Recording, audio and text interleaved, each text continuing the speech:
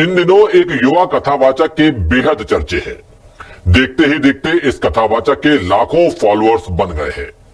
यह है बागेश्वर धाम के पंडित धीरेंद्र शास्त्री।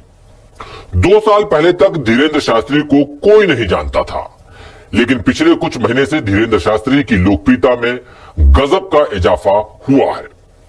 और ऐसे ही एक और संत हैं दतिया के गुरु शरण महाराज। इन्हें आप पंडोकर सरकार के नाम से भी जानते होंगे।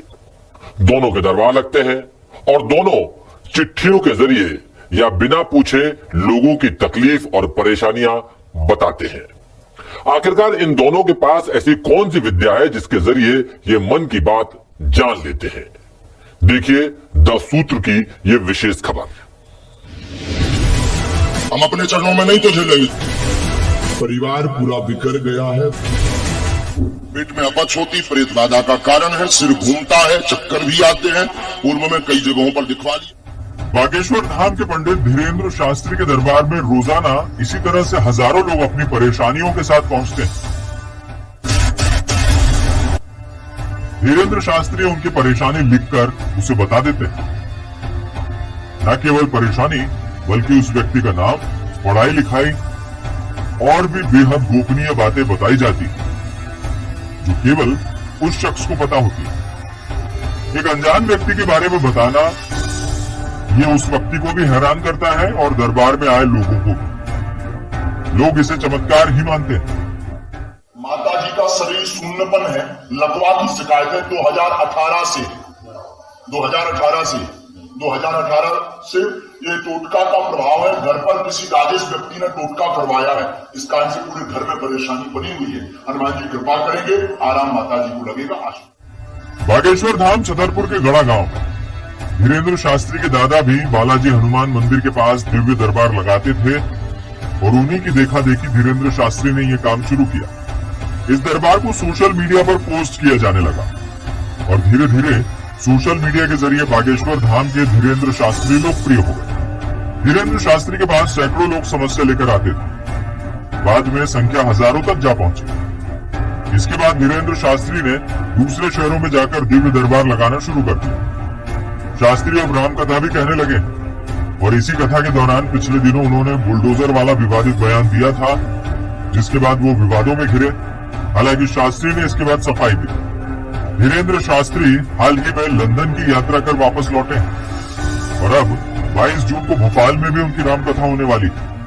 घर घर से जरूर पहुंचना। इंदौर, भोपाल, सागर, आसपास के जितने बागेश्वर धाम के पागल हैं, बड़े झूम करके हम आप सबको कथा सुनाएंगे। बहरहाल ये तो बात हुई धीरेंद्र शास्त्री की, लेकिन धीरेंद्र शास्त्री जिस तरह से पर्चे पर लिखकर लोगों की समस्याएं बताते हैं, ऐसा ही कुछ पंडोकर सरकार कई वर्षों से कर रही है। भिंड जिले के रहने वाले पंडोकर सरकार यानी गुरुशरण महाराज का भी दरबार लगता है, जहां लोग समस्याओं को लेकर पहुंचते हैं और पर्चे के जरिए ही पंडोकर सरकार भी लोगों की समस्याएं दूर करते हैं। आपको पथरी है, पित्त की थैली में है, ऑपरेशन होगा, आयुर्वेदिक इलाज लेना पड़ेगा, शादी, समझ रहे ना। आदित्य कुमार गुप्ता, पिता का नाम ओम प्रकाश पुत्र से आपकी शादी नहीं होगी, आपका लव है, सो गलत है। सचिन सेन से आपका लव है, इससे भी शादी नहीं होगी। यानी दोनों का तरीका एक ही है, पर्चे में लिखकर समस्याओं को बताना और उन्हें दूर करने का भरोसा देना। अब एक इंसान दूसरे इंसान के मन की बात कैसे जान लेता है? क्या है इसके पीछे का साइंस? क्या ये कोई विद्या है या फिर वाकई में इनके पास कोई शक्ति है? बागेश्वर धाम के धीरेंद्र शास्त्री 22 जून को भोपाल आ रहे हैं और अगले कुछ दिन भोपाल में ही रहेंगे। और जैसा देखने को मिल रहा है, धीरेंद्र शास्त्री के कार्यक्रम में लोगों की भीड़ उमड़ रही है, तो भोपाल में भी बड़ी संख्या में लोग पहुंचेंगे, इसमें कोई शक नहीं है। लेकिन एक और बिंदु है जिसकी वजह से द सूत्र ने इस पूरे मामले की पड़ताल की है। एक्सपर्ट से जानने की कोशिश की है हमने। दरअसल इन दिनों बागेश्वर धाम पीठ की पोल खोलने में पंडोकर सरकार जुटे हुए हैं। पिछले दिनों धीरेंद्र शास्त्री के ताऊ और उनके चचेरे भाई पंडोकर सरकार के दरबार में पहुंचे थे और पंडोकर सरकार ने आरोप लगाए थे कि बागेश्वर धाम के धीरेन्द्र शास्त्री ने काशी के संत की आत्मा को कैद करके रखा है। क्या कोई किसी की आत्मा को कैद कर सकता है?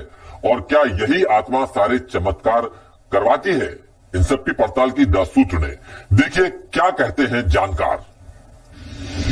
कर्ण पिशाचनी, इसको विद्या कहा जाता है। ये पिशाच आने वाला जो भी व्यक्ति आता है उसका नाम बता देता है, पता बता देता है, पिता का नाम बता देता है, माता का नाम, भाई बहन, आप क्या करते हैं, क्या खाते हैं, कैसे सोते हैं, ये बता देगा।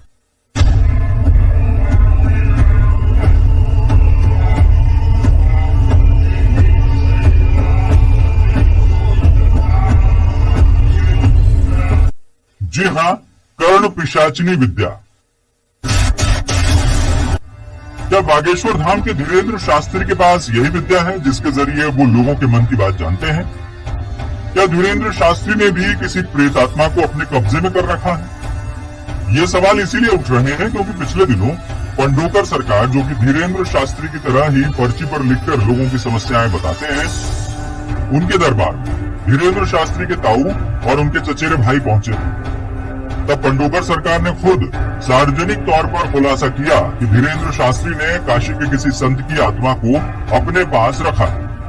बागेश्वर जी महाराज जब जन्मे नहीं होंगे तब से उनके ऊपर कृपा है और आपके ऊपर है जी है, वही है। इस समय महाराज जी भी पर्चा बनाते हैं, दरबार चलाते हैं, तो दोनों में फर्क क्या है? फर्क ये आप ही बताइए, आप ही बता दीजिए फर्क। तो सुन लीजिए, आप सामने सुनिए। हमें लिखा है बागेश्वर में ब्रह्म राक्षस पिचास योनि में काशी में मरे सेतुलाल जी महाराज, जिनको ब्रह्म सन्यासी बाबा कहा गया है। सत्य है, जो काशी में जिसकी मृत्यु होती है वह कभी प्रेत नहीं बनता और उसका कभी जन्म नहीं होता जी, बिल्कुल नहीं, और तत्काल मोक्ष हो जाता है। सत्य काश्याम मरणम मुक्ति। हाँ, बोलिए आप दादाजी। काश्याम मरणम मुक्ति, काशी मरत मुक्ति हेतु उपदेश हुए रामचरितमानस। वाह, बहुत बढ़िया। तो सन्यासी बाबा है कहां? सेतु महाराज जी को उस रूप में प्रोजेक्ट किया गया है और उनकी जो दूसरी आत्मा को, सक्षम आत्मा को, जो एक छोटे सी दुनिया में रहते हैं, 7 तल है तल, तलातल, रसातल, महातल, पाताल, ऐसे ही 7 ऊपर है जी। भूल भुआलोक स्व महाजना तप सत्य। क्या बात है। इनमें एक जो मंडल है उसमें मोक्ष हो जाने पर सूक्ष्म आत्मा रहती है। जब किसी पुण्य आत्मा के या किसी के यहाँ भेजा जाता है तब वह आत्मा जाती है। वह सेतु महाराज को अटेंडम तांत्रिक विधि से सेतु महाराज को धीरेन्द्र कुमार शास्त्री द्वारा सिद्ध करके 50 रूप में ब्रह्म राक्षस के रूप में बैठाना, जिसका साइड इफेक्ट आपको है जी। पंडोकर सरकार के इस बयान के बाद 10 सूत्र ने इस पूरे मामले की पड़ताल की। एक्सपर्ट से बात की तो ये निकलकर सामने आया कि कर्ण पिशाचनी विद्या होती है और वो होती है जिसमें पिशाच को सिद्ध किया जाता है। कुछ मंत्र होते हैं, अघोर साधना के मंत्र होते हैं, जिन मंत्रों को आप जपना प्रारंभ करिए तो वो पिशाच आने वाले 11 दिनों के अंदर आपके सम्मुख प्रकट हो जाएगा। तरह तरह से आपको कष्ट देगा।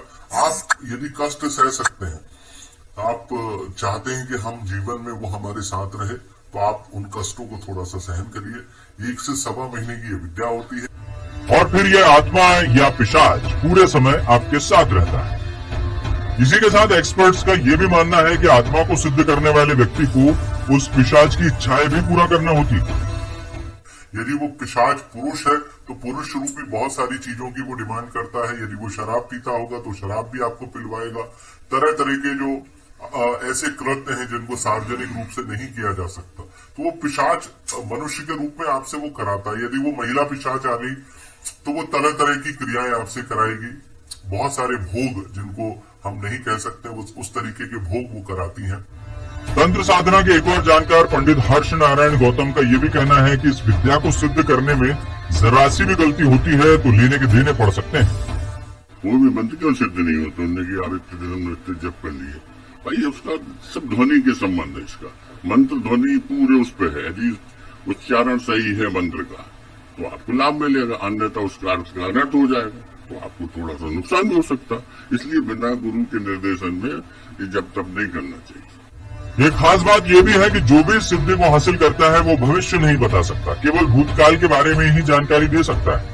में पिशाचिनी विद्या भविष्य नहीं बताती, ना ही वो आपको ये बता सकते हैं कि आपकी समस्या का समाधान क्या है, नहीं बता पाएंगे। कर्ण पिशाचिनी, जिसमें वो पिशाच कान में बैठकर आपको बताता रहता है कि बस आपके साथ पहले ये हुआ है। आप इनसे पूछिए कि क्या वो भविष्य बदल सकते हैं? कभी नहीं। वो भविष्य बदलने के लिए आपको नारियल देंगे, सुपारी देंगे या कुछ और देंगे, या कहेंगे कि आप अमुक मंदिर के आप 5 मंगलवार या 5 शनिवार चले जाइए। इसके अलावा उनके पास कोई उपाय नहीं है। उसमें बताते हैं कि भाई आप क्या खा के आए हो, या आप भूतकाल में कोई घटना बता दी, इस टाइप से कुछ सामान्य चीज है। हाँ, वो भविष्य तो नहीं बताएंगे। हालांकि एक्सपर्ट्स का यह भी मानना है कि जो भी इस सिद्धि को हासिल करता है उसका दिल बेहद मजबूत होना चाहिए, तभी इसे हासिल किया जा सकता है। लेकिन जो शख्स सिद्धि हासिल कर लेता है उसके जीवन में सुख नहीं, तकलीफें ज्यादा रहती है। इसका दुष्परिणाम ये होता है कि ना तो मनुष्य का घर सुखी हो पाता है, वैवाहिक जीवन कभी भी सुखद नहीं मिलेगा। जो भी महाराज है जिनके बारे में आप देखते हो, उनका वैवाहिक जीवन सुखद नहीं है, घर परिवार सुखद नहीं है, तरह तरह की बीमारियां होती हैं। चूंकि वो पिशाच 24 घंटे आपके साथ रहता है, तो वो आपके साथ वैसा ही व्यवहार कराता है जैसा वो स्वयं चाहता है। तो फिर लोगों के आकर्षण की वजह क्या है? एक्सपर्ट्स की राय में लोगों को किसी चमत्कार की उम्मीद होती है, और जब उन्हें ये चमत्कार देखने को मिलता है तो वो इसकी तरफ आकर्षित हो जाते हैं। कई बार पिशाच, जैसे आप चाहें कि साहब हमको मथुरा का पेड़ा ला दीजिए, तो वो पिशाच मथुरा का पेड़ा ला देगा, पान ला देगा। बहुत सारे बुंदेलखंड में खासतौर से पहले जिसको हम गुनिया कहते थे, जो गुनिया पाए जाते थे, वो इस तरह की चीजें बहुत किया करते थे। ये बहुत आम सी पहले विद्या थी, लोगों ने इस विद्या को लगभग छोड़ सा दिया था, परंतु आज के दौर में कुछ लोगों ने इसको सिद्ध कर लिया है। अपने यहाँ तो यार भेड़ चाल है, और वो बहुत बड़े सिद्ध है, हजारों लाख आदमी पहुंच जाएंगे। अब क्या सिद्ध है, क्या उन्हें आपके सामने कुछ करके बताया कि हमने इतने साल नहीं। तो क्या वाकई में बागेश्वर धाम के धीरेन्द्र शास्त्री के पास यही विद्या है, जैसा पंडोकर सरकार ने कहा कि काशी के संत की आत्मा को काबू में किया हुआ है? क्या इन्हीं संत की आत्मा बागेश्वर धाम के धीरेन्द्र शास्त्री को एक अनजान व्यक्ति की सारी परेशानियां बता देती है? अब सच्चाई जो भी हो, धीरेन्द्र शास्त्री बेहतर बता सकते हैं। लेकिन एक्सपर्ट्स की राय में आत्माओं को काबू में कर इस तरह की सिद्धि हासिल की जा सकती है, लेकिन ये तरीका गलत है और ये केवल तात्कालिक लाभ के लिए होता है, ऐसा इन एक्सपर्ट्स की राय है।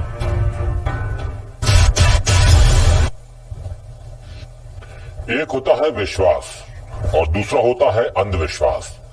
द सूत्र अंधविश्वास को बढ़ावा कतई नहीं देता। दरअसल इन दोनों कथावाचकों को लेकर हर एक व्यक्ति की अलग अलग राय है और हो सकती है। कुछ लोग इसे अंधविश्वास मानते हैं, कुछ लोग विश्वास। मगर हमारा मकसद केवल ये बताना था कि मन की बात जान लेने की वो कौन सी विद्या है जो ये दोनों कथावाचक इस्तेमाल करते होंगे। उन्हीं में से एक विद्या के बारे में हमने आपको बताया है, और ये सवाल भी पंडोकर सरकार के आरोप लगाने के बाद उठे हैं। वैसे 100 बातों की एक बात यह है कि सुख और दुख इस दुनिया में हर इंसान के साथ चलते हैं। गीता के दूसरे अध्याय के 14वें श्लोक में श्री कृष्ण अर्जुन से कहते हैं, सुख दुख तो सर्दी गर्मी की तरह है, इनका आना जाना सर्दी गर्मी के आने जाने जैसा है। सुख का आनंद ले, लेकिन दुख को भी सहन करना सीखना चाहिए। जिसने गलत इच्छाओं और लालच को छोड़ दिया है, सिर्फ उसे सुख शांति मिल सकती है। कोई भी इंसान इच्छाओं से मुक्त नहीं है, लेकिन गलत इच्छाओं को हम जरूर छोड़ सकते हैं। यानी आज सुख है तो कल दुख होगा, और आज दुख है तो कल सुख भी आएगा। गीता ये भी कहती है कि ना भविष्य की चिंता करो, ना भूतकाल का पश्चाताप करो, जियो तो वर्तमान में जियो। और इसी से जुड़ा हमारा